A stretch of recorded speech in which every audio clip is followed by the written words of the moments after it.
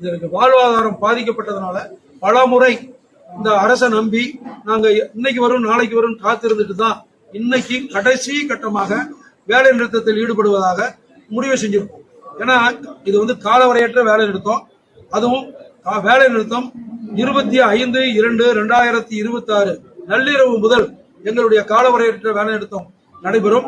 எங்களுடைய தமிழகத்தில் இயங்கக்கூடிய 6.5 லட்சம் லாரிகள் மட்டுமல்ல, கனரக வாகனங்கள் தான் 6.5, சின்ன வண்டி போற வண்டி எல்லாம் 20 லட்சம்.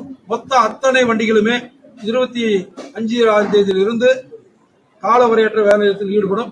இது எங்களுடைய தோழமை சங்கங்களான மாநில சங்கத்துக்கு உட்பட்ட சங்கங்களான டெல்டா பகுதியை சேர்ந்த பல பகுதிகளில் இருந்து நேற்று முதல் அந்த வண்டிகள் எல்லாம் இயக்கப்படாமல் இருக்கு. டிஎன்சிசி குடோனுக்கெல்லாம் கொண்டு போக நெல் கொண்டு போக முடியாம போயிட்டு இருக்கு. இதுல சின்ன வேண்டுகோள், அந்த போராட்டம் சிறப்பாக நடைபெற்றுக் கொண்டிருக்கிறது. நாங்க வந்து மக்களுக்கோ விவசாயிகளுக்கோ லாரி உரிமையாளர்கள் நெருக்கடி கொடுக்கணுங்கிற எண்ணம் நிச்சயமாக இல்லை. எங்களுடைய வாழ்வாதாரம் முற்றிலும் ஸ்தம்பித்து போச்சு.